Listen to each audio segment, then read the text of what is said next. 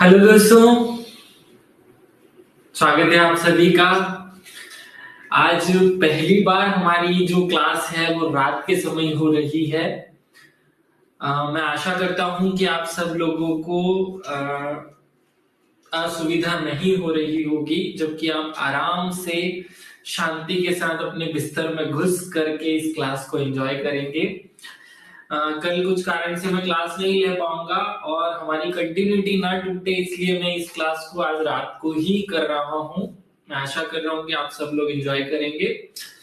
अगर ऐसा पॉसिबल हुआ कि हम रात को भी अच्छे से पढ़ पाए तो मैं कोशिश करूंगा कि मैं 2 क्लास के स्थान पर 3 क्लासेस आप तक प्रोवाइड कराऊं और हम जो याद करने की क्लासेस हैं उसको रात को भी एक क्लास आप तक पहुंचा पाए।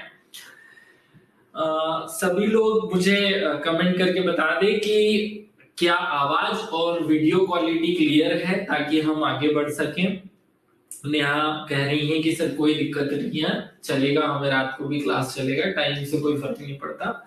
चलिए, बहुत अच्छी बात है, थैंक यू नेहा। बाकी सब लोग भी कमेंट कर दे कि भाई आवाज और ये सब का प्रॉब्लम तो नहीं है, सब कुछ क्लियर है।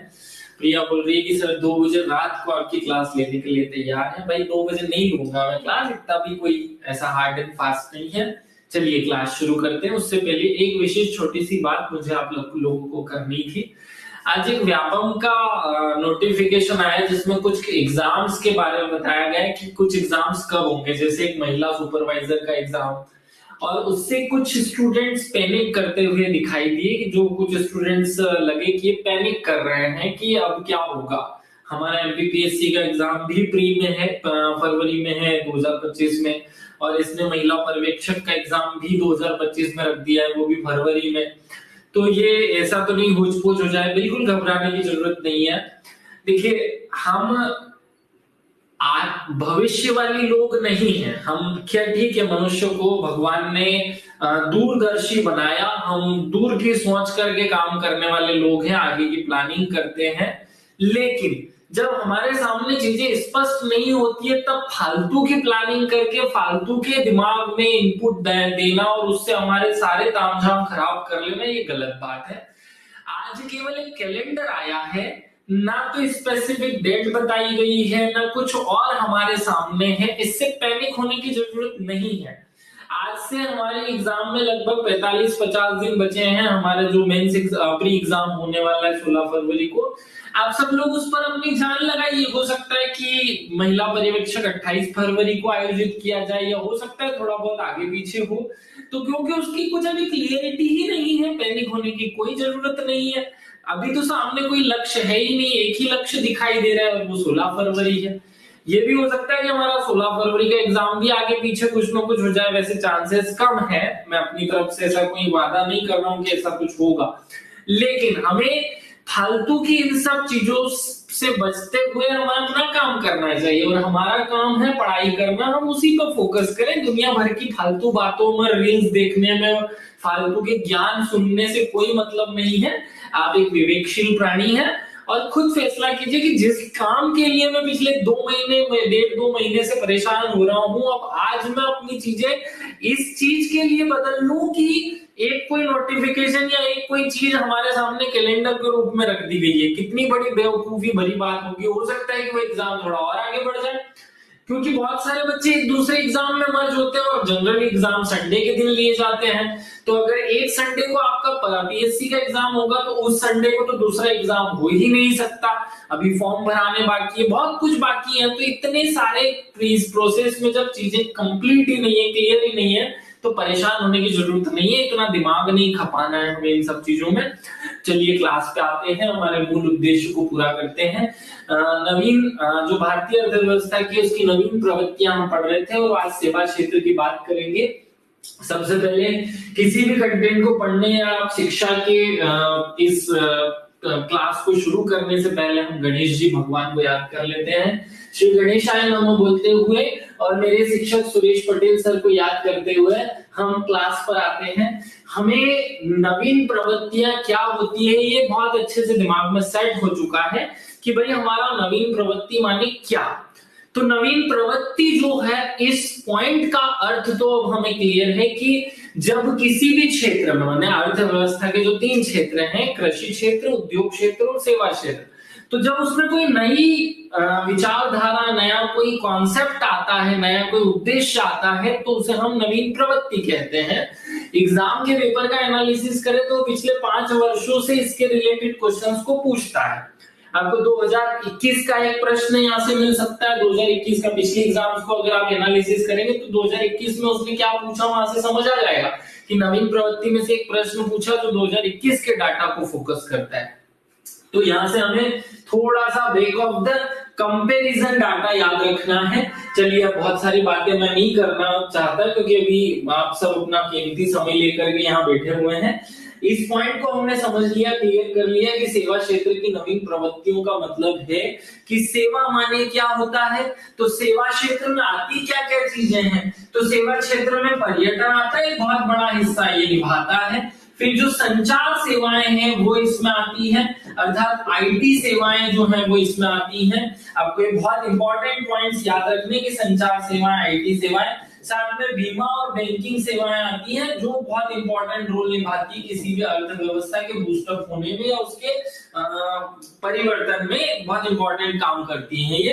तो इन 3-4 क्षेत्रों पर हम बात करेंगे। चलिए शुरू करते हैं। साथ में फिर कोचिंग इंस्टीट्यूट, स्कूल, कॉलेज सब कुछ आता है, लेकिन मूल जो हम बात करनी है वो यहाँ की करनी है। सेवा क्षेत्र जो है उसमें 1980 के दशक के मध्य से सेवा क्षेत्र का विस्तार होना शुरू हुआ। 1980 के पहले भारत का जो सेवा क्षेत्र था वो बहुत संकुचित था। क्यों? क्योंकि सारी चीजें सरकार के हाथ में थी। हमने समझ रखा है कि जब तक एलपीजी नहीं हुआ था भारत में, तब तक हर काम सरकार करती थी, और सरकार जो है वो अपने काम बहुत सीमित संसाधनों में, मतलब मानवीय संसाधन में भी चला लेती है, क्योंकि सरकार को अपने बहुत सारे खर्चों पर फोकस करना पड़ता है। इसलिए सेवा क्षेत्र का बहुत विस्तार नहीं हो पाया था। इस कारण सेवा क्षेत्र का जो सीमित स्वरूप था, ये नवीन प्रवृत्ति है कि जब आजादी मिली थी हमें, तो हमारा जो सेवा क्षेत्र है बहुत संकुचित था। फिर 1900 संकुचित था। फिर जब हमने एलपीजी अपनाया, एलपीजी माने 1990-91 में अपनाया गया, तो फिर हमारे सेवा क्षेत्र का धीरे धीरे विस्तार हुआ। और वर्तमान की जो सरकार है वो देश में निजीकरण को बढ़ावा देकर देश का हर प्रकार से विकास करने का प्रयास कर रही है। इससे और ज्यादा विस्तार हो रहा है, इससे और ज्यादा हमारा निजी क्षेत्र विकसित विस्तारित होता जा रहा है। ये पॉइंट याद रखना है कि एक नवीन प्रवृत्ति है कि धीरे धीरे सेवा क्षेत्र का विस्तार हो रहा है। जो जीडीपी में 10% से लेकर या 15% का, 18% का योगदान देता था, आज वो सेवा क्षेत्र हमारी जीडीपी में 55% का, 55% का योगदान दे रहा है, जो इंपॉर्टेंट पॉइंट है। इससे रिलेटेड एग्जामिनर कुछ घुमा फिरा के छोटी मोटी बात आपके सामने रख सकता है। भारत ने भुगतान संतुलन के गंभीर मुद्दों के जवाब में जब आर्थिक सुधार किए, आर्थिक सुधार माने एलपीजी जब किया भारत ने, तो एक श्रृंखला के रूप में सेवा क्षेत्र का विस्तार, या एक दशक में ही सेवा क्षेत्र का विस्तार होने लगा। पिछले 3 दशकों, मतलब 1990 से लेकर 2020 तक की बात की जा रही है। 90 का दशक, 2000 का दशक, 2011 वाला दशक, 3 दशकों में उतार चढ़ाव के दौरान सेवा क्षेत्र भारत की आर्थिक वृद्धि के लिए एक मजबूत आधार के रूप में खड़ा हो गया। और आज की स्थिति में सेवा क्षेत्र भारत की अर्थव्यवस्था के लिए विकास का इंजन बन गया है। क्यों बन गया है? कि भाई भारत सरकार को जो 100 रुपए मिलते हैं, मान लो कि भारत सरकार को साल भर में 100 रुपए मिलते हैं, उसमें से 55 रुपए तो हमें मिलते हैं केवल और केवल सेवा क्षेत्र से। तो इसलिए इंजन बन गया है सेवा क्षेत्र। ये मैं नहीं कह रहा हूं, ये हमारा जो इकोनॉमिक सर्वे वहां लिखा हुआ है।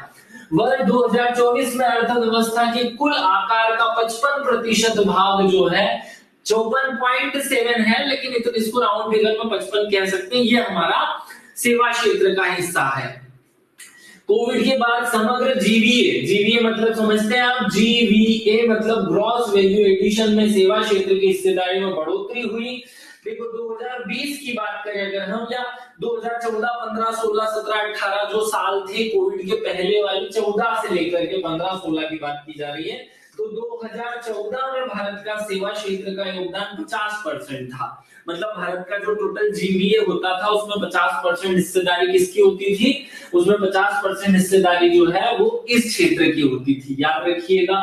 फिर 2020 में ये बढ़ करके 54 हो गया, लेकिन जब कोविड आया तो फिर सेवा क्षेत्र थोड़ा सा एक साल के लिए संकुचित हुआ, तो 2021 में ये 52% रहा, 22 में फिर ये 23 में फिर ये बढ़ा 54% हुआ, और 2024 में अब ये 54.7 अर्थात राउंड फिगर में 55% योगदान देता है। 55 भी लिखेंगे तो चलेगा, क्योंकि इकोनॉमिक्स के आंकड़े एकदम परफेक्ट पर जाकर के नहीं खत्म होते, थोड़ा बहुत उनमें डिफरेंस रहता है। क्लियर हो रहा है ये पॉइंट? चलो, बहुत अच्छी स्ट्रेंथ है रात को 10 बजे भी इस क्लास में, जो मुझे अच्छा पसंद कर रही है। ठीक है भैया, बहुत बहुत धन्यवाद आप सभी का।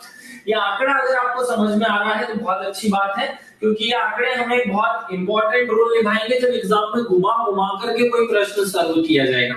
देखो, इकोनॉमिक्स से आने तो 10 ही प्रश्न है, लेकिन हम टारगेट लेकर के चल रहे हैं कि 10 में से 10 पूरा सही हो। मैं जो 10वीं यूनिट, 6ठी यूनिट, पहली यूनिट या जो बाकी के कंटेंट मैं तैयार करवा रहा हूं, मैं कोशिश करूं कि उनमें से 10 में से 10 मतलब 100% की हिस्सेदारी हम एग्जाम में कर पाए। चलिए आगे बढ़े और आगे बढ़ते हैं।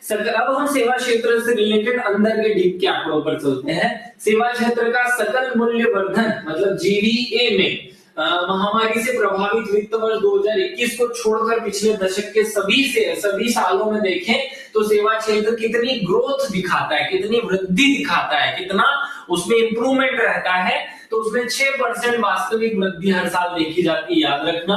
वैश्विक स्तर पर 2022 में भारत सेवा निर्यात दुनिया में सेवा निर्यात के 4.4% पर रहा। मतलब पूरे विश्व में जितनी सेवाओं का निर्यात करता है उसमें 4.5% का हिस्सेदारी भारत करता है, जो बहुत इंपॉर्टेंट है। अंतिम अनुमान के अनुसार वित्त वर्ष 2024 से भारत का सेवा क्षेत्र 7.6 की वृद्धि दर को या वृद्धि का अनुमान दर्शाता है। 2024, अब ये देखिए 2024 में सकल संग्रह, ऐसा कोई डाटा याद मत करना, 20.18 लाख करोड़ रुपए तक पहुंच गया, जो कि पिछले वर्ष की तुलना में 11% वृद्धि को दर्शाता है। तो यहाँ ये मत समझना है कि जीवीए में इसका योगदान इतना है, नहीं, जीवी में योगदान तो इसका 55% है, ये हमें याद आ गया। हर साल वृद्धि कितनी दर्शाता है, तो हर साल ये वृद्धि लगभग कितनी दर्शा रहा है, तो पिछले साल इसने 7.6 की वृद्धि दर्शाई। उससे 2023 से 2024 की तुलना की जाए तो फिर वृद्धि का जो परसेंटेज है वो लगभग 11 निकलता है। तो हमें वो नहीं देखना, हमें जीवीए का टोटल परसेंटेज देखना है। गुड इवनिंग भाई, चलिए आगे बढ़ते हैं। जीवीए के बारे में हमने अब डिटेल में चलना है, उसके एक एक छोटे छोटे सेक्टर पर चलेंगे। सकल सेवा क्षेत्र में जीवीए में सकल मूल्य वर्धन कितना हुआ? मार्च 2024 में बैंक ऋण और जमाओं में वर्ष मतलब इस साल जो है क्रमशः 20% और 12% की वृद्धि देखी गई। मतलब बैंकों ने पिछले साल जो ऋण दिया था उससे 20% ज्यादा ऋण दे दिया इस साल, और बैंकों में जो जमा राशि होती है उसमें 12% की जो वृद्धि है वो हुई। मतलब पिछले साल लोगों ने जितना बैंकों में पैसा जमा किया उससे 12% ज्यादा पैसा लोगों ने जमा किया। ये दोनों डाटा अगर याद रख सको तो याद रखना, कोई जरूरत नहीं तो बहुत डीप में जाने की। इतना मैं इसलिए आंकड़ा बता रहा हूँ कि कभी कंपैरेटिवली कोई प्रश्न रहा तो हम कर पाए। सेवा क्षेत्र में सर्वोच्च संख्या में सक्रिय कंपनियां 65% है। मतलब कहा जा रहा है कि भारत में टोटल जितनी कंपनियां हैं उसमें 65% कंपनियां तो सेवा क्षेत्र की है। 31 मार्च 2024 तक भारत में कुल 16,91,495 सक्रिय कंपनियां थी, जो कि भारत की इंपॉर्टेंट एक डिजिट को दर्शाती है। भारत में रोजगार का एक बहुत बड़ा क्षेत्र का सृजन करती है, याद रखना। और आगे बढ़ते हैं। क्रय प्रबंधन सूचकांक, ये सीधे पूछे जा सकने वाले प्रश्न है, इनको सीधा रखना है।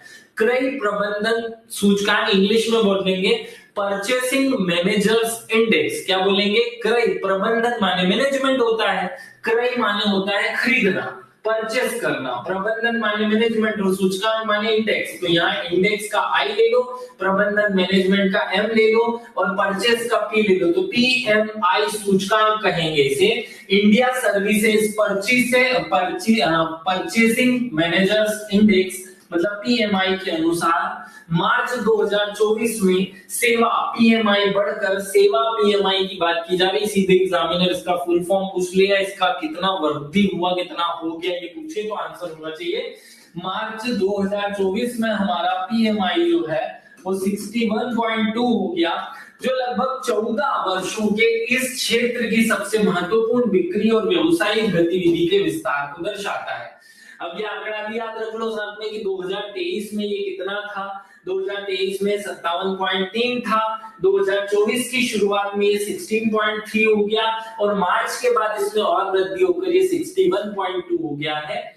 मतलब 2024 में 23 में जो हमारा पीएमआई था वो 57.3 था, जो बढ़ गया है, जो हमारी वृद्धि को दर्शाता है। बस डिटेल में मत जाओ कि क्रय प्रबंधन सूचकांक क्या होता है, क्योंकि फिर वो लंबा टाइम भी खराब करेगा और आपके दिमाग की स्पेस को जबरन भरेगा। भाई इस नाम से इतना क्लियर है, क्रय प्रबंधन सूचकांक मतलब ऐसा कोई सूचकांक जो परचेस करने के मैनेजमेंट को दर्शाता है। बस इतना ही अपने दिमाग में सेट करना है। काम की चीज थी इसलिए रखा, फालतू की चीजें मैं हटा देता हूँ। ठीक है, आगे बढ़ते हैं। सेवा क्षेत्र में व्यापार की बात करेंगे। अब सेवा क्षेत्र का एक हिस्सा बड़ा व्यापार भी होता है, ट्रेडिंग माने सामान को खरीदना और बेच देना, है ना। पिछले 3 दशकों में भारत का सेवा निर्यात में उल्लेखनीय वृद्धि, अब केवल निर्यात की बात की जा रही है, निर्यात में उल्लेखनीय वृद्धि देखी गई, जो व्यापारिक वस्तुओं के निर्यात से आगे निकल गया है, वैश्विक निर्यात का एक बड़ा हिस्सा बन गया है। महामारी के बाद सेवा निर्यात, सेवा निर्यात समझते हैं मतलब हम विदेश की किसी कंपनी के लिए कॉल सेंटर का काम कर रहे हैं, विदेश की किसी कंपनी के लिए हम कोई गाना बना रहे हैं, विदेश की कंपनी के लिए हम किताबों की प्रिंटिंग कर रहे हैं, कुछ भी कर रहे हैं, वो सेवा क्षेत्र में आएगा। तो स्थिर गति बनाए रखी हुई है। 2024 में भारत के कुल निर्यात में इस क्षेत्र का योगदान 44% था।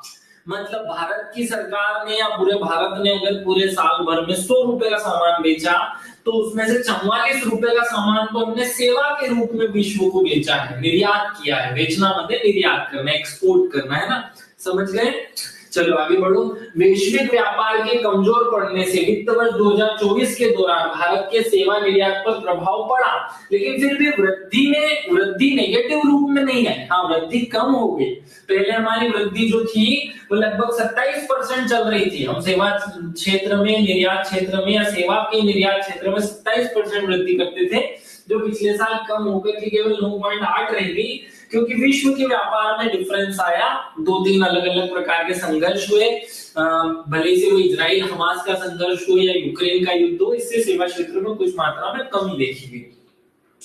और आगे बढ़ते हैं, सेवा क्षेत्र का में व्यापार को देखते हैं। सेवा निर्यात में भारत 5वें स्थान पर है। अगर विश्व में सेवा निर्यात या एक्सपोर्टर्स की लिस्ट बनाई जाए कि दुनिया को सबसे ज्यादा सेवाएं कौन सा देश देता है निर्यात के रूप में, एक्सपोर्ट के रूप में, तो उसमें 5वें नंबर पर आएंगे भारत, या विश्व में भारत का सेवा निर्यात में 5वां स्थान है।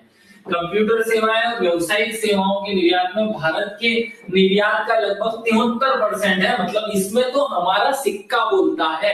आईटी सेक्टर दुनिया में सबसे ज्यादा स्ट्रॉन्ग किसी का देश का है तो वो इंडिया का है। आईटी सेक्टर भयंकर सेवाएं प्रदान करता है। यहाँ सेवा क्षेत्र का मतलब जैसे सुंदर पिचाई अगर हमारा गूगल का या अल्फाबेट का सीईओ है और वहां से 1600 करोड़ रुपए की सैलरी उसको मिलती है साल भर की, और उसमें से वो हिस्सा हमारे भारत को भेज देता है, तो वो सेवा निर्यात मतलब, या भारत में बैठी हुई कोई कंपनी उस गूगल के लिए एक ठेकेदार का काम करती है या उसके काम करके यहाँ से कुछ पैसा कमाती है, तो वो इसके अंदर शामिल होगा। निर्यात का लगभग 73% हिस्सा जो है वो इसमें शामिल होगा। वित्त वर्ष 2024 तक लगभग वर्ष दर वर्ष ये 9.6 की वृद्धि जो है वो पिछले साल हमने इसमें की है। क्लियरली समझ आ रहा है। सेवा निर्यात, सेवाओं में सब सेवाएं आ रही है। जैसे भारत का कोई डॉक्टर ब्रिटेन में जाकर के किसी का इलाज करे और वो पैसे कमाए तो उसे सेवा कहेंगे, क्योंकि भारत का डॉक्टर विदेश के किसी दूसरे देश में जा रहा है तो ये निर्यात हो गया ना, सेवा का निर्यात, समझ गए। भारत का कोई व्यक्ति किसी विदेश के किसी जैसे हमारे महाराज जी चले गए अभी किसी एक देश में और वहां उन्होंने सत्संग कर दिया, तो उस सत्संग से जो पैसा आया वो भी सेवा निर्यात की कैटेगरी में आएगा। तो सब बातें सेवा निर्यात में आएगी। मैं उदाहरण दे रहा हूं ताकि आपके दिमाग में बातें सेट हो जाए। तो सेवा निर्यात में केवल आईटी सेक्टर जो है वो सबसे इंपॉर्टेंट रोल निभाता है। आईटी सेक्टर का हिस्सा कितना है? 73%। कंप्यूटर सेवा, व्यावसायिक सेवाएं दोनों 73% हिस्सेदार निभाती है। यात्रा सेवाओं के निर्यात में 24.6% की वार्षिक वृद्धि दर देखी गई, भले याद मत रखो। परिवहन प्राप्तियों में 19.1 प्राप्त की गिरावट आई, तो ये पॉइंट याद रख लेना। देखो सेवाओं के निर्यात में तो हमें वृद्धि हो रही है, उसमें यात्री सेवाओं जो हमारे हमारे जो प्लेन्स हैं, हमारे जो चीजें हैं, वो विदेशी जो यात्राएं करवाती हैं, उनमें तो हमने 24% की वृद्धि की। लेकिन हमारा जो परिवहन हम करते हैं, दूसरे देशों की सामान का आवाजाही कर देना, परिवहन कर देना, उसमें हमने गिरावट देखी 19.1% की।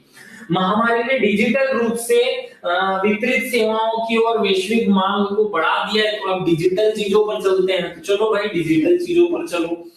अब आप आगे देखोगे कि भारत ने सेवा निर्यात 9 वर्षों में 2 गुना कर दिया है। देखो किसी भी देश का विकास केवल खुद के देश में कुछ कर लेने से नहीं होता है, विश्व में भी हिस्सेदारी होनी चाहिए। हमारा भारत के जो प्रधानमंत्री, उनका विजन है कि विश्व में महागुरु बनाना है भारत को। तो हम महागुरु कब बनेंगे? जब हम विश्व को मार्ग दिखाएंगे, जब विश्व हमारे अंडर में होगा, विश्व हम पर डिपेंड होगा। अब ये सोचो कि भारत जो पैसा निर्यात, भारत जो सेवाएं निर्यात करता था, वो पिछले 9 सालों में 2 गुनी हो गई। मतलब हमने जो पहले हम 9 वर्षों जो पहले हम सेवाएं देते थे, वो पिछले 9 सालों का अगर कैलकुलेशन किया जाए तो 9 वर्षों में हमने 2 गुनी सेवाएं लोगों विश्व को देना शुरू की, जिससे भारत में रोजगार की समस्या का समाधान होगा, जिससे भारत का आर्थिक विकास होगा, विश्व में उसकी पहुंच बढ़ेगी। 2015 में हम 158 जो है लाख करोड़ रुपए, यूएस बिलियन, यूएसडी बिलियन मतलब यूएस डॉलर्स जो है बिलियन, 158 बिलियन डॉलर का व्यापार करते थे, सेवा निर्यात करते थे। 2024 में ये बढ़कर 341 बिलियन डॉलर हो गया, बिलियन डॉलर हो गया। तो ये इंपॉर्टेंट रूल है। देखो 158 से सीधे 341 पे पहुंच जाना 9 गुना वृद्धि को दर्शा रहा है, मतलब सभी 2 गुना वृद्धि को दर्शा रहा है 9 सालों में। इंपॉर्टेंट आंकड़ा याद रख लेना। अब इसमें 4-5 पॉइंट और याद रखो। देखो क्या है, विश्व सेवा निर्यात में भारत की सेवाओं का हिस्सा कितना है? 4.4 या 4.3 से थोड़ा सा ज्यादा है, 4.4 कर सकते हैं। विश्व के दूरसंचार, कंप्यूटर और सूचना सेवाओं के निर्यात में भारत का 2nd स्थान है। विश्व में व्यक्तिगत, सांस्कृतिक और मनोरंजन सेवाओं में भारत 6ठे स्थान पर है, और विश्व के अन्य व्यवसायिक सेवा निर्यातों में हम 8वें स्थान पर हैं। ओवरऑल पूरे विश्व में 4.5% सेवा निर्यात में हिस्सेदारी भारत निभाता है। आगे बढ़ते हैं, सेवा क्षेत्र में और डिटेल पे चलते हैं। वैश्विक स्तर पर डिजिटल रूप में, अब हम डिजिटल चीजों की बातें करेंगे। डिजिटल रूप में वितरित सेवाओं का निर्यात में भारत का हिस्सेदारी जो है वो 2019 में 4.4% था, जो बढ़कर के अब 6% हो गया है। ये केवल डिजिटल बातों की, डिजिटल चीजों की बातें कर रहा है कि भाई जो टोटल डिजिटल सेवाएं भारत वितरित करता था, वो 2019 में 4.4% थी पूरे विश्व के व्यापार का, जो अब बढ़कर के 6% हो गई, जो बहुत इंपॉर्टेंट है। वित्त वर्ष 2024 के दौरान सेवाओं का आयात, अब ये खरीदना है, हम खरीद रहे हैं, तो खरीदना हमेशा घटे और बेचना हमेशा बढ़े, तो भारत प्रॉफिट में रहेगा। तो देखो यहाँ क्या लिखा हुआ है, आयात मतलब खरीदना जो है वो 178 बिलियन डॉलर रहा, जिसमें पिछले साल के मुकाबले 2.1% की कमी आई। मतलब हमारा खरीदने का काम कम हुआ और बेचने का काम, अब देखो यहाँ क्या लिखा हुआ, इस प्रकार सेवाओं के निर्यात में तो वृद्धि हुई और आयात में कमी आई। तो कमी के कारण 2024 में हमने क्या किया, निवल सेवा प्राप्तियों से वृद्धि हुई, जिससे भारत का चालू खाता भुगतान जो कम होगा, या हमारा चालू खाता जो घाटा होता है वो कम होगा। समझ गए ये पॉइंट? तो हमने डिजिटल सेवाओं में तो आयात में कमी कर दी है और निर्यात को बढ़ाया है, जो इंपॉर्टेंट रोल निभा रहा है। भैया चलो आगे बढ़ो। सेवाओं क्षेत्र की गतिविधियों की वित्त पोषण, मतलब बैंक की जो सेवाएं हैं, जो बीमा की सेवाएं, वो भी इसी के अंतर्गत आती है। तो चलो बैंकों की बात करते हैं। बैंक जो ऋण देती है, जो लोन देती है, बैंक ऋण। वित्त वर्ष 2024 की समाप्ति मार्च 2024 में 45.9 लाख करोड़ रुपए के सेवा ऋण के बकाया से हुई, जिसमें वर्ष 22.9% की वृद्धि दर्ज की गई। सिंपल सा लॉजिक है, बैंकें जो ऋण देती है, बैंकें जो ऋण के रूप में सेवाएं देती हैं, क्योंकि बदले में उनको ब्याज का पैसा मिलेगा, बहुत सारा उनको पैसा मिलता है, वो एक प्रकार की बैंकिंग सेवा होती है। तो उसमें आपको सीधे तौर पर 22%, 22.9 माने 23 भी कह सकते हैं, 23% की वृद्धि दिखी। विमानन क्षेत्र मतलब हम जो एरोप्लेन उड़ा करके, प्लेन उड़ा करके लोगों को विमान की सेवाएं देते हैं एक स्थान से दूसरे स्थान पर जाने की, यहां देखना भयंकर ग्रोथ है। विमानन क्षेत्र में 56% की सबसे महत्वपूर्ण वृद्धि वर्ष दर वर्ष सालाना दर्ज की गई। ये एक बहुत अच्छा आंकड़ा है, इससे रिलेटेड चाहे तो एग्जामिनर एग्जाम में क्वेश्चन पूछ सकता है। कल जब मैंने अवसंरचना उद्योग जब आपको पढ़ाया था तो आपको बताया था कि पिछले 2014 में भारत में जो विमान पत्तन या नगर पत्तन थे उनकी संख्या 381 थी, जो 2024 में लगभग 800 पार कर गई है। ये इंपॉर्टेंट रोल है भारतीय अर्थव्यवस्था का, जहां हम बहुत वृद्धि कर गए हैं, डबल हो चुकी है। और आगे बढ़ो, व्यापार और विकास पर संयुक्त राष्ट्र सम्मेलन UNCTAD द्वारा जारी विश्व निवेश रिपोर्ट। अब ऐसे प्रश्न छुपे हुए पूछ लिए जाते हैं ना, क्योंकि जनरली हम इनको पढ़ नहीं पाते हैं। जो हमारे सूचकांक हम स्पीडी या करंट अफेयर्स की किताबों में पढ़ेंगे उनमें ये शामिल नहीं रहते हैं, इसलिए यहां से इनको पढ़ करके रख लो। विश्व निवेश रिपोर्ट 2024 मतलब वर्ल्ड, हमारा जो निवेश होता है, इन्वेस्टमेंट होता है, उसके ऊपर की रिपोर्ट है ये वर्ल्ड इन्वेस्टमेंट रिपोर्ट। ये क्या कहती है? WIR 2024 के अनुसार 2023 के लिए FDI अंतर वृद्धि 20 मेजबान अर्थव्यवस्थाओं में भारत 15वें स्थान पर रहा। सीधे रख लो, विश्व निवेश में भारत जो है वो 15वें स्थान पर है। विश्व निवेश रिपोर्ट के अनुसार निवेश के मामले में भारत कौन से स्थान पर है? 15वें स्थान पर है। क्लियर है?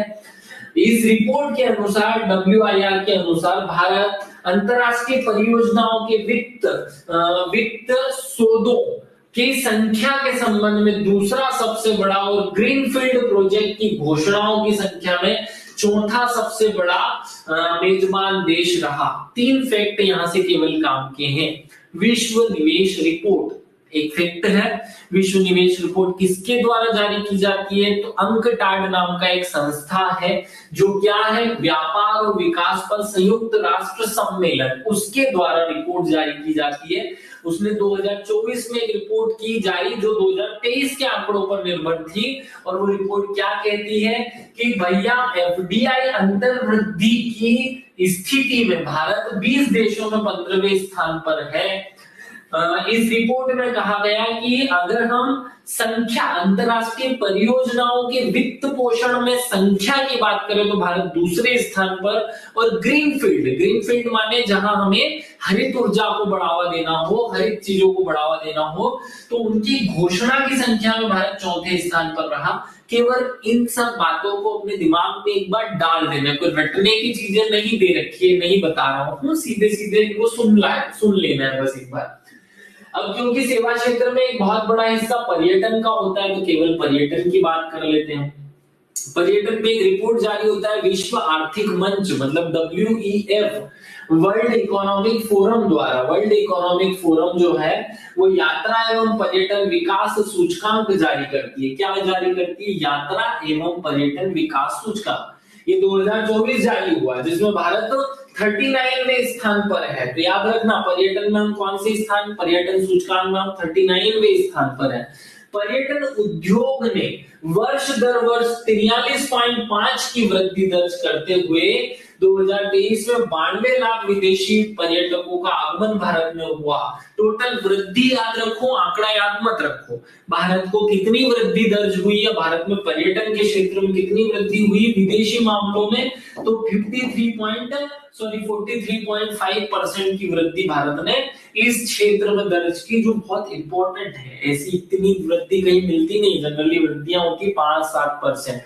बस इंडिया की रैंक याद करना है। हाँ, बस इंडिया की रैंक याद करना है बच्चा कि 39वीं रैंक भारत को मिली इस सूचकांक में। बस इतना याद कर लो। कौन जारी करता है ये याद रखो। अगर मैं इसको अंतरराष्ट्रीय पर्यटकों के आगमन की भारत की रैंकिंग बनाऊं, पिछले कुछ 4-5 सालों की कंपैरिजन करना चाहूं, तो देखो 2019 में 24वीं रैंक थी, 2020 में हमारी 19वीं रैंक थी, 21 में हमारी 18वीं रैंक आई, और 2022 में हम 17वें स्थान पर थे।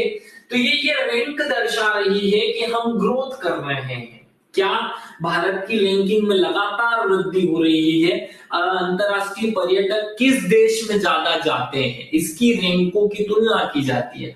भाई अमेरिका में ज्यादा गए, चीन में ज्यादा गए विदेशी लोग घूमने, या फ्रांस में गए कि बैंकॉक में गए कि सिंगापुर गए। तो अगर पूरे विश्व की सूची बनाई जाए कि सबसे ज्यादा कहाँ गए, तो देखो 2019 में हमारा 24वां स्थान था, जो 2022 में आते आते 17 हो गया, और उस सूचकांक के हिसाब से तो हम 15वें स्थान पर पहुंच गए, सॉरी 39वें स्थान पर है। तो इन दोनों को मिक्स मत करना, ये सूचकांक में रिपोर्ट है और ये खुद हम उनकी संख्या के आधार पर तुलना कर रहे हैं। Rank of India in world ITA, IT माने जो विदेशी घूमने जाते हैं उनकी संख्या के आधार पर उनका विदेशी पर्यटकों के आगमन की संख्या के आधार पर तुलना। तो ये दोनों अलग अलग बातें मिक्स मत कर देना, ठीक है।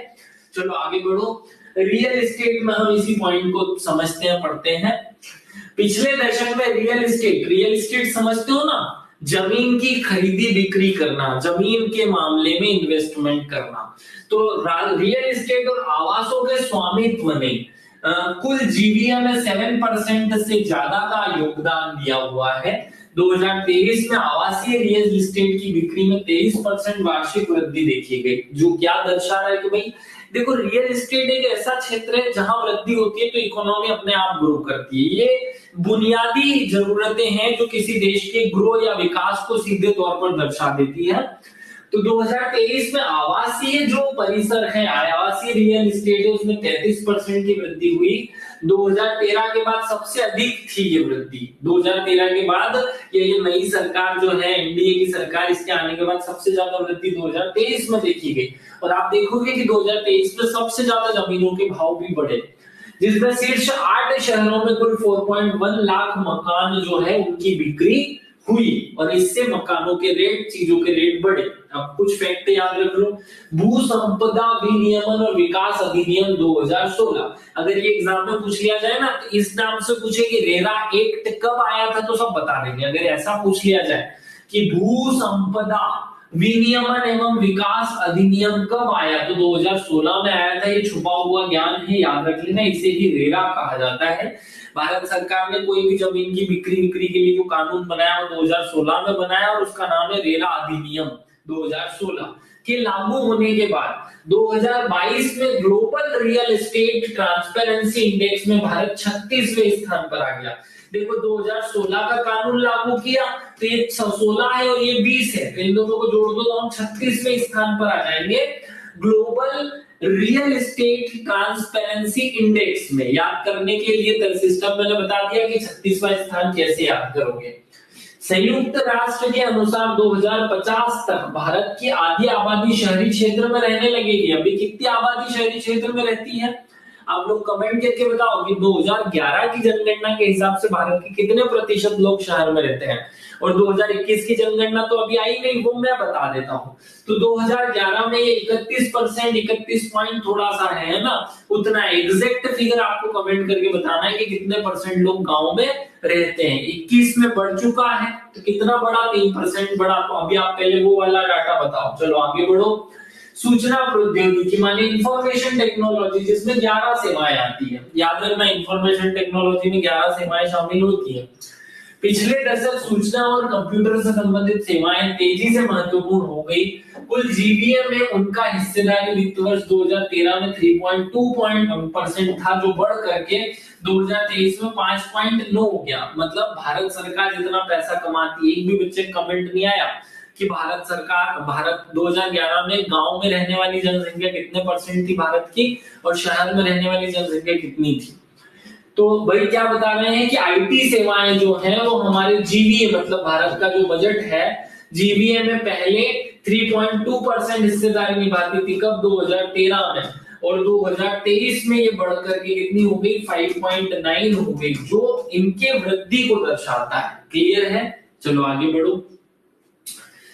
आगे इस पॉइंट को समझो। वैश्विक क्षमता केंद्र, ग्लोबल कैपेसिटी सेंटर, इस जीसीसी का मतलब क्या है? ग्लोबल कैपेसिटी सेंटर, अर्थात वैश्विक क्षमता केंद्र। तो वैश्विक क्षमता केंद्र 2015 में पूरे भारत में वैश्विक क्षमता केंद्र कितने थे? तो 2015 में भारत में वैश्विक क्षमता केंद्र 100 थे, जो 2023 में बढ़ करके 1580 हो गए हैं। जो इनकी सॉरी 100 नहीं 1000 थे, जो 1580 हो गए, जो इनके ग्रोथ को दर्शाता है। याद हो गया, बस इतना ही रट दो। जीसीसी होता क्या है? तो वैश्विक क्षमता केंद्र मतलब ग्लोबल कैपेसिटी सेंटर, जो भारत में खुले हुए हैं पूरे विश्व को सेवा देने के लिए। क्लियर है? उनकी अब संख्या 1580 हो गई। पूरा डिटेल पे मत जाओ।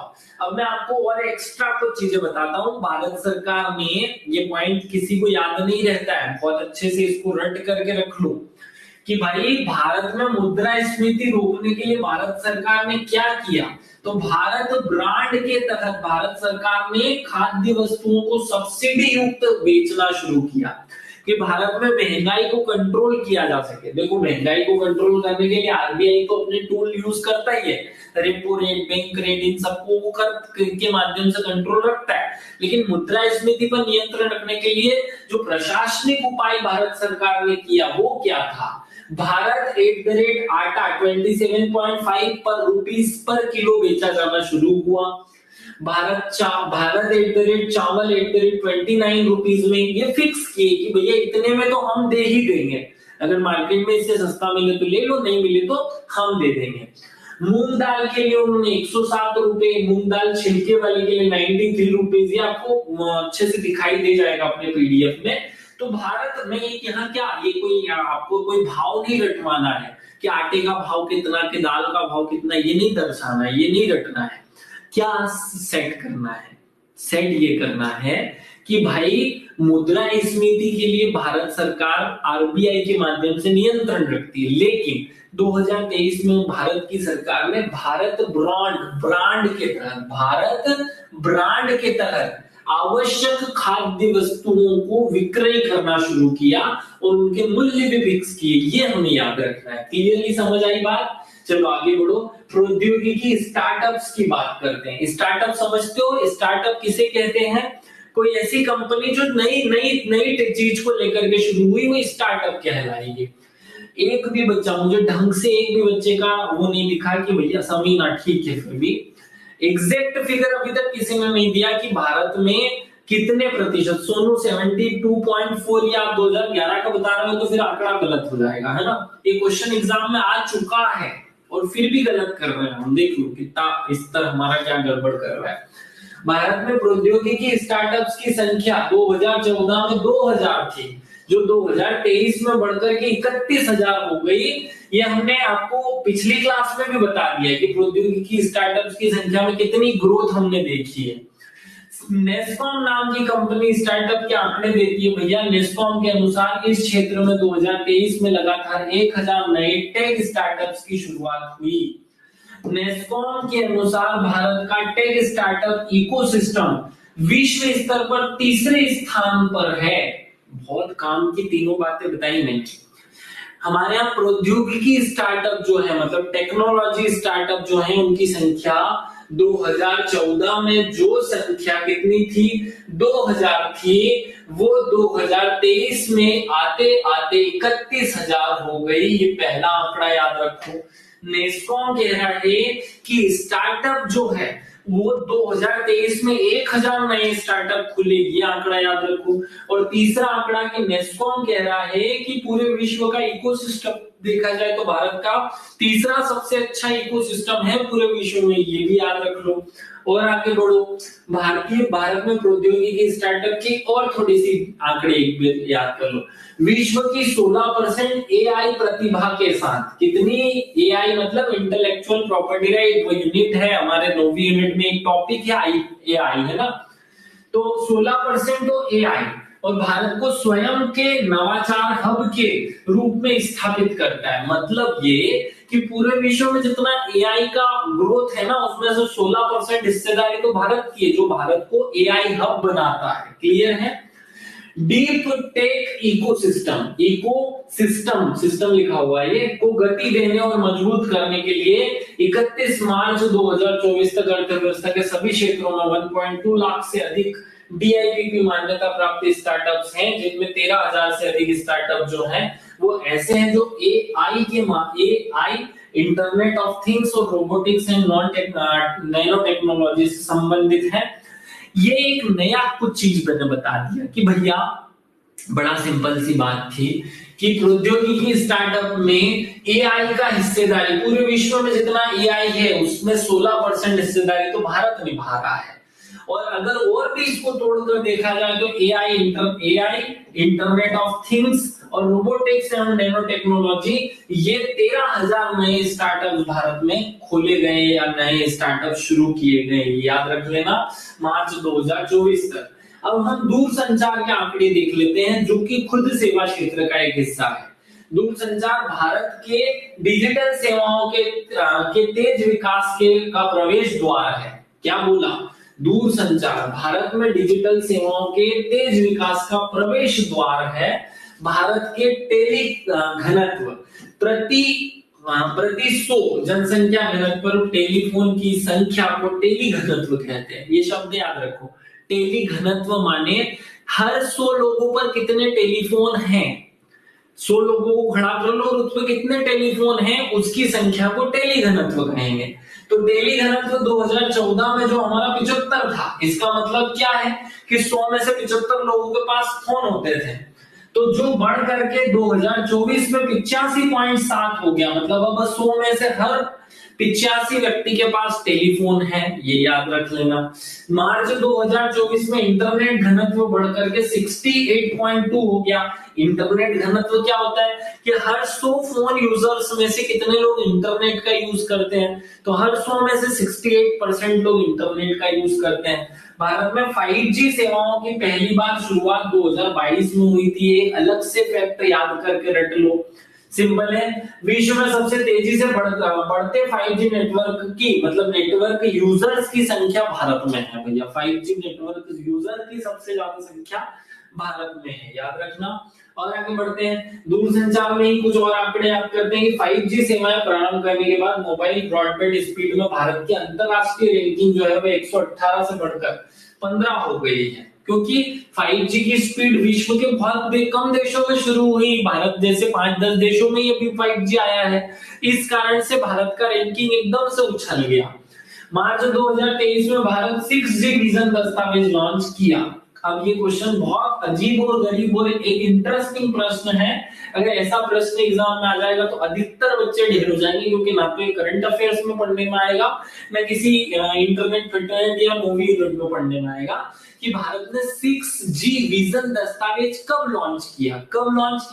तो 2023 में लॉन्च किया। भाई 22 में हमने 5G ला दिया था भारत में, लेकिन 6G भी लाना है। उसका एक विजन दस्तावेज कब आया? तो 2023 में आया। कब आया? मार्च 2023 में, रट लिया।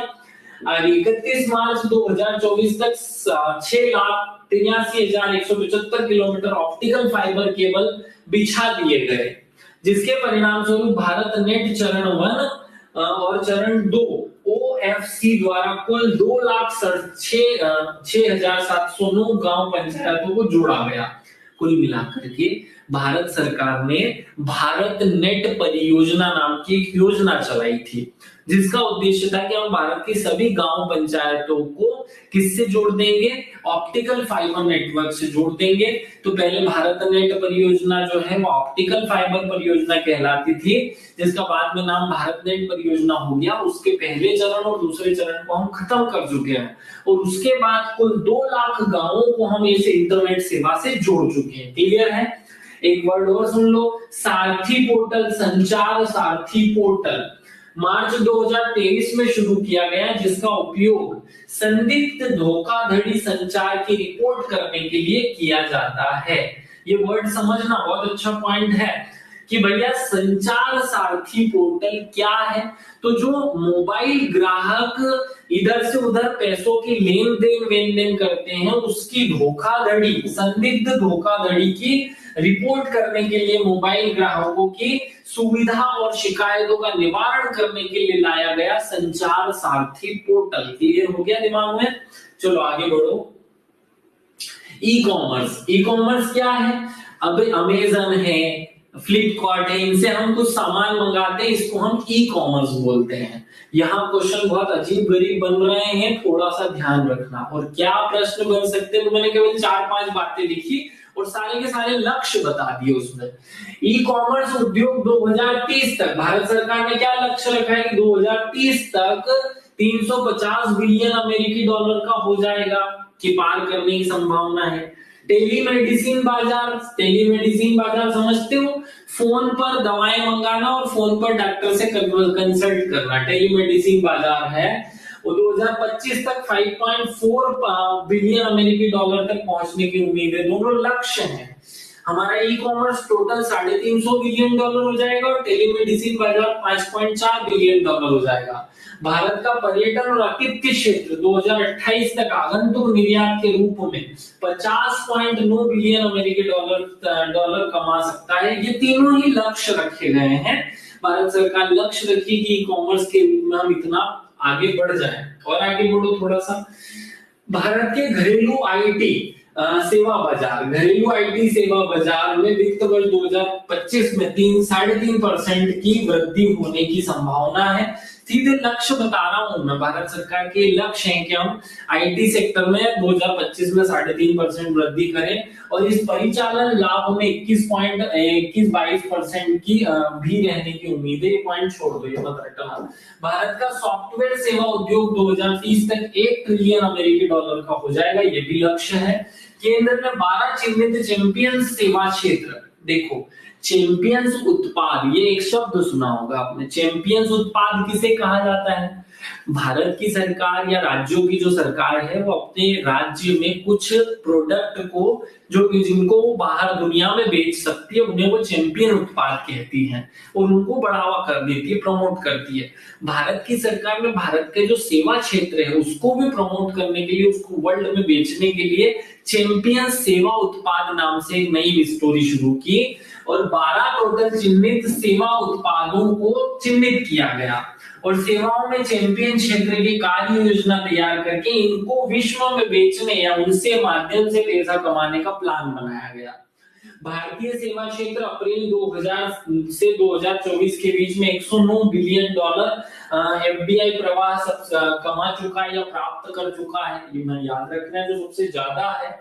कि वैसे नहीं भी आप रखोगे तो चलेगा, इस आंकड़े में कोई बहुत काम की बात नहीं है। अब केवल 1-2 बातें और बता रहा हूँ। हमारे यहाँ टोटल कितने कॉलेज है उनकी संख्या याद कर लो। विश्वविद्यालय अनुदान आयोग यूजीसी एक रिपोर्ट प्रकाशित करता है और वो कहता है कि 2022 के आंकड़ों के अनुसार भारत में कुल 1072 विश्वविद्यालय हैं, जिसमें 460 विश्वविद्यालय राज्य विश्वविद्यालय, 128 डीम्ड विश्वविद्यालय, 54 केंद्रीय विश्वविद्यालय और 430 निजी विश्वविद्यालय। यूनिवर्सिटी की बात हो रही, कॉलेज की बात नहीं हो रही। कॉलेज तो हमारे यहाँ हजारों में, बहुत हजार है, लेकिन टोटल यूनिवर्सिटीज भारत में 1072 है, ये यूजीसी कहता है। खैर एक बीच का पॉइंट था, अगर नहीं भी याद रखना चाहो तो इसको हटा सकते हैं। भारत की डिजिटल, ये उधर रह गया था पॉइंट, इसलिए यहाँ इंक्लूड कर लिया। एक प्रश्न सीधे पूछा जा सकता है, डिजिटल अर्थव्यवस्था, ये शब्द आपने सुना होगा।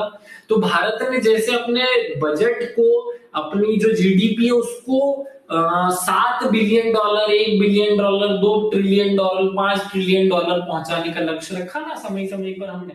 अभी 2024 तक हमने लक्ष्य रखा था 5 ट्रिलियन डॉलर पहुंचाने का, फिर हमने उस लक्ष्य को बढ़ाकर 60 ट्रिलियन डॉलर कर दिया कि 2027 तक हम 7 ट्रिलियन डॉलर पहुंचा देंगे भारत की जीडीपी को। ऐसे ही डिजिटल अर्थव्यवस्था को भी हमें कहीं ना कहीं पहुंचाना है। तो हमने डिजिटल अर्थव्यवस्था को याद रखना, डिजिटल अर्थव्यवस्था 2025 तक 1 ट्रिलियन डॉलर अमेरिकी तक पहुंचाने का अनुमान है या लक्ष्य हमने रखा है। क्लियरली ये याद हो जाएगा, एक ही फैक्ट जरा सा याद रख लो। बस सेवा क्षेत्र में जो काम की बातें मुझे लग रही थी वो खत्म हुई, इससे ज्यादा मैं बहुत सारी बातें नहीं बताऊंगा। अब थोड़ी सी ऐसी बातें जो हमने कर ली है लेकिन उनमें फिर भी थोड़ी सी गहराई हो, कुछ पॉइंट हमें याद रखें, कुछ आप गूगल करें, वो मैं 2-4 बातें आपको बता देता हूँ, आपको गूगल करनी रहेगी। ये मैं पहले बच्चे पढ़ा चुका हूँ, लॉजिस्टिक प्रदर्शन सूचकांक। लॉजिस्टिक प्रदर्शन सूचकांक में भारत का स्थान क्या है आप सबको पता होगा कि लॉजिस्टिक प्रदर्शन सूचकांक में हमारा स्थान 2018 से में 44 था, जो बढ़ करके 2018 में जो हमारा स्थान 44 था वो 2023 में हम आकर के जो 38वें स्थान पर आ गए, मतलब 6 अंकों की हमने वृद्धि कर ली यहाँ। तो उसके लिए जो सपोर्टिंग चीजें थी, कौन कौन सी चीजों ने भारत के लॉजिस्टिक प्रदर्शन को सुधारने में योगदान दिया, उनके नाम सुन लो और आप गूगल करना, प्रधानमंत्री गति शक्ति मिशन कब आया, ये काम की बात है। प्रधानमंत्री गति शक्ति मास्टर प्लान कब लाया गया, नेशनल लॉजिस्टिक पॉलिसी कब लाई गई, ये सारे आपको गूगल करने, मैं नहीं बता रहा हूँ, ये खुद गूगल करके आप लिखेंगे और मुझे बताएंगे। मुझे इसका आप खुद अपनी तरफ से लिख करके मुझे फोटो सेंड करेंगे, मैं खुद बता रहा हूँ कि ऐसी चीजें अंदर से पढ़नी चाहिए। यूनिफाइड लॉजिस्टिक इंटरफेरेंस प्लेटफॉर्म लाया गया, उसका नाम आप बताएंगे। रेलवे ट्रैक्स को इलेक्ट्रिफिकेशन किया गया, ये मैं खुद बता चुका हूँ पिछली वाली क्लास में, उद्योग वाले में। फिर संग्रामशाला क्या है, सागरमाला, ये क्या लिखा है, सागरमाला स्कीम, इसके तहत हमने कौन कौन से नेशनल हाईवे को जोड़ना है ये आप बताएंगे। हब एंड स्पोक मॉडल हमने अपनाया, ये इसमें कोई काम की बात नहीं, ये इतना याद रखना कि भारत में लॉजिस्टिक के लिए हमने कौन सा मॉडल अपनाया, लॉजिस्टिक के विकास के लिए हमने हब एंड स्पोक मॉडल को अपनाया है, ये रट्टा मार लेना। और ये 4 फैक्ट आप मुझे बताएंगे कि पीएम गति शक्ति मिशन कब आया, नेशनल लॉजिस्टिक पॉलिसी कब आई, यूनिफाइड लॉजिस्टिक प्लेटफॉर्म लाया गया, उसका नाम क्या है, रेलवे का भी छोड़ दो, फिर रिड्यूस, चलो ये भी छोड़ दो, ये काम की बात नहीं है। सागरमाला स्कीम में कितने किलोमीटर या कौन कौन सी नेशनल हाईवे को जोड़ने का प्रावधान रखा गया। सागरमाला याद है ना, ये भारत का जो दक्षिणी यहाँ पर ये जो पोर्ट्स हैं, इन सबको इधर पोर्ट से जोड़ा जाएगा और फिर अंदर भी इनको ऐसे ऐसे जोड़ा जाएगा। तो आप पोर्ट्स के नाम बता देना, चलो नेशनल हाईवे के तो आपको बहुत मुश्किल ही पड़ जाएगा, बहुत डीप हो जाएगा, केवल पोर्ट्स के नाम बताना।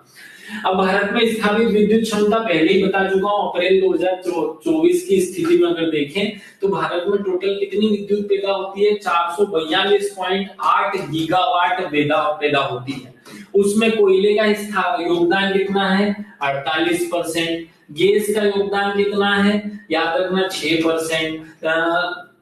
चलो ये छोटी छोटी चीजें छोड़ दो, डीजल का योगदान भी चाहो तो छोड़ दो, न्यूक्लियर याद कर लेना 2% है, ये भी छोड़ दो। स्मॉल हाइड्रो, लॉर्ज हाइड्रो ये चाहो तो याद कर लेना, स्मॉल हाइड्रो का योगदान 1% है और लॉर्ज हाइड्रो का योगदान 11% है। विंड मतलब पवन ऊर्जा का योगदान जो है वो 10% है उसमें, और बायो एनर्जी का योगदान 2% है, सोलर एनर्जी 19% योगदान देती है। तो ये सब आप चाहो तो याद रख लेना, कुछ काम की खास बातें तो याद कर ही लेना। चलिए आगे बढ़ते हैं, निधि क्या मैसेज किया है। सागरमाला 2015 में आया था, बच्चा मैं ये पूछ रहा हूँ कि इसके तहत कौन कौन से पोर्ट्स का हम निर्माण करेंगे, साल नहीं पूछा सागरमाला कब आई, तो सबको याद रहता है।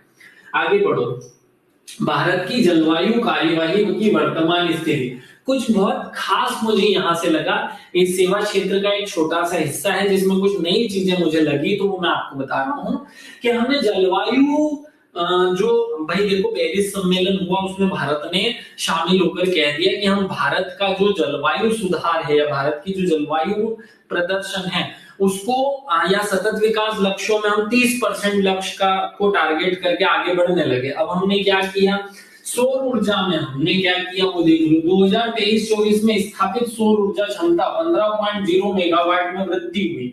30 अप्रैल 2024 तक संचयी ऊर्जा 62.64 गीगावाट स्थापित हो गई। केवल सौर ऊर्जा में एक पॉइंट याद रख लो, ये 2023-24 में हमने 15 गीगावाट सौर ऊर्जा नई कैपेसिटी भारत में पैदा की। आगे बढ़ो, उत्सर्जन तीव्रता, उत्सर्जन तीव्रता मतलब क्या होता है, उत्सर्जन तीव्रता का मतलब है कि भारत के सकल घरेलू उत्पाद की उत्सर्जन तीव्रता 2019 में 33% कम हो गई। देखो हम जो धुआं निकालते हैं, हम जो भारत में उत्पादन करते हैं उसमें धुआं गैस ये सब निकलता है, उसकी जो तीव्रता है उसमें 2019 और 2024 का अगर कंपैरिजन किया जाए तो हमने 33% कमी कर दी है। यह आंकड़ा बहुत इंपॉर्टेंट है, याद रखना। कार्बन सिंक के रूप में वृक्ष और वन क्षेत्र में हमने वृद्धि कर दी। अब यहां देखो 2005 से 2019 तक 1.97 बिलियन टन कार्बन ऑक्साइड के समतुल्य हमने जो CO2 है समतुल्य कार्बन सिंक जो है पहले से बना चुके हैं। ये भी डाटा अगर चाहो तो याद रख लो, खैर इतना याद रहेगा नहीं मुझे पता है, इसलिए केवल ये और ये पॉइंट याद रख लेना। आगे बढ़ते हैं।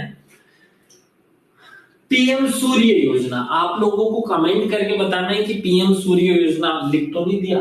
हाँ नहीं लिखा। पीएम सूर्य योजना कब आई थी, तारीख बतानी है, साल नहीं बताना है। साल तो सब बता सकते हैं क्योंकि मैं करंट अफेयर्स में पढ़ा रहा हूं तो सबको पता है कहाँ कब आई। तो पीएम सूर्य योजना क्या है? ये जो आपको घर दिखाई दे रहा है इसकी छत पर ये सोलर पैनल लगा हुआ है, तो बस यही सूर्य योजना है। छत की घरों पर सोलर पैनल लगाने के लिए भारत सरकार एक योजना लाई जिसका नाम क्या रखा? पीएम सूर्य योजना। क्या नाम रखा? सूर्य घर योजना, ये है इसका पूरा नाम। अब ये किस तारीख को आई आप लोग ये कमेंट करेंगे। सरकार ने 75,000 करोड़ रुपए इसके लिए व्यय करेंगे ऐसा प्रावधान किया। छत पर घर की छत पर सोलर पैनल लगाने की ये योजना है। 1 करोड़ परिवार को हर महीने 300 यूनिट तक मुफ्त बिजली, या कोई व्यक्ति, हर एक व्यक्ति को 300 यूनिट फिर फ्री मुफ्त बिजली दी जाए, ऐसा प्रावधान इसमें किया। ये पॉइंट छोड़ देना, रटने का नहीं है। लगभग 17 लाख प्रत्यक्ष रोजगार इससे सृजित होंगे। छत पर सौर ऊर्जा के माध्यम से 30 गीगावाट और सौर क्षमता का संवर्धन होगा। 720 मिलियन टन CO2 समतुल्य की ऊर्जा जो है कार्बन हमारा उत्सर्जन कम हो जाएगा। बहुत बातें नहीं, केवल तारीख याद कर लेना। किस चीज की योजना है ये याद रख लेना कि ये सोलर पैनल घर की छतों पर लगाने में सरकार अपनी तरफ से सब्सिडी दे, इसकी एक योजना है। साक्षी ने मैसेज किया है कि 15 फरवरी 2024 को आई। ठीक है, 2 बच्चों ने मैसेज किया है 15 फरवरी, वेरी गुड। चलो बहुत अच्छी बात है कि धनाधन 3-4 मैसेज आ गए। सोनू आपका भी सही है। 15 फरवरी 2024 को प्रधानमंत्री पीएम सूर्य घर योजना आई है। याद कैसे रखेंगे? देखो 14 फरवरी याद रहता है ना सबको भाई, इस दुनिया में मतलब जो अभी यंग है उसे 14 फरवरी तो याद रह ही जाता है। तो 14 फरवरी अगर हमें याद रहता तो बस एक दिन बाद हम सूरज उगा, हमारे जीवन में सूरज उगा, उसके अगले दिन ये याद कर लो तो सूर्य घर योजना आसानी से याद हो जाएगी, है ना। और एक आधी बात देख लो, मौद्रिक नीति समझते हो? जो आरबीआई बनाती है ना वो मौद्रिक नीति कहलाती है। तो मौद्रिक नीति के माध्यम से आरबीआई क्या करती है? बैंकों पर कंट्रोल करती है, बैंक के साथ मार्केट में इन्फ्लेशन डिफ्लेशन पर कंट्रोल करती है। तो मौद्रिक नीति का प्रभाव ऐसा रहा कि मुद्रास्फीति 4 वर्षों में न्यूनतम स्तर पर पहुंच गई है। देखो पिछले 4 वर्षों में पहले 7% मुद्रास्फीति थी, मतलब मुद्रास्फीति मतलब समझते हो ना, इन्फ्लेशन क्या होता है? इन्फ्लेशन। तो इन्फ्लेशन 2021 में जो है वो, चलो ये छोड़ो, साल वाल सब छोड़ो, ये समझो कि पिछले 4 वर्षों में जो मुद्रास्फीति है वो सबसे कम स्तर पर है। और वर्तमान में मुद्रास्फीति कितनी है? 2024 में मुद्रास्फीति जुलाई का जो 3 महीने का जो टाइम है वो खत्म हुआ था, हमारी मुद्रास्फीति 3.1% थी। इतना ही पूछेगा, एकदम करंट अफेयर्स आंकड़ा दिसंबर में आया था लेकिन वो भी आया नहीं, सेम बनी हुई है। तो बस ये याद रख लेना कि मुद्रास्फीति जो है वो हमारी कितनी है, यहाँ से इधर का रेपो रेट के माध्यम से आरबीआई उसे रोकती है, कम ज्यादा करती है, ये मत याद करना। केवल ये याद करना कि पिछले 4 साल में सबसे कम महंगाई वृद्धि इस साल हुई, मतलब इन्फ्लेशन सबसे कम इस साल रहा, और वो कितना रहा? 3.1% रहा, ये याद रख लेना। ठीक है, इतना रट पाओगे। और एक छोटी सी बात बता देता हूं, ये बैंक है, मार्च 2024 तक बैंकिंग इकाइयों की कुल परिसंपत्तियों का आकार 60 बिलियन अमेरिकी डॉलर को पार कर गया, जो एक एक्सट्रीम चीज को दर्शाता है। ये 4 बहुत छोटी छोटी सी बातें हैं। इसमें एक विशेष बात जो मुझे आप सबको बतानी है, क्या बतानी है? ऑस्ट्रेलिया का एक विश्वविद्यालय, या ऑस्ट्रेलिया ने हमारे भारत के साथ गिफ्ट यूनिवर्सिटी, क्या है? गिफ्ट यूनिवर्सिटी खोलने का प्रस्ताव जो है, MOU जो है वो साइन किया है।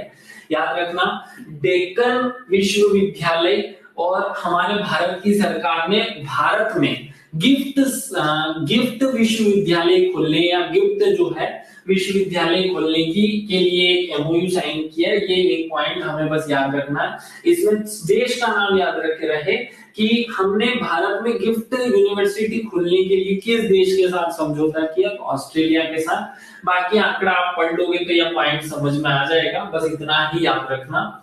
माइक्रो फाइनेंस आप समझते हैं, ये एक आखिरी स्लाइड है जो मैं आपको बता रहा हूँ। माइक्रो फाइनेंस क्या होता है अभी देखो, बैंक जो लोन देती है वो फाइनेंस कहलाता है। छोटी छोटी जो संस्थाएं हैं वो जब लोन देती है, जैसे एयू स्मॉल फाइनेंस बैंक, तो ये माइक्रो संस्थान कहलाते हैं।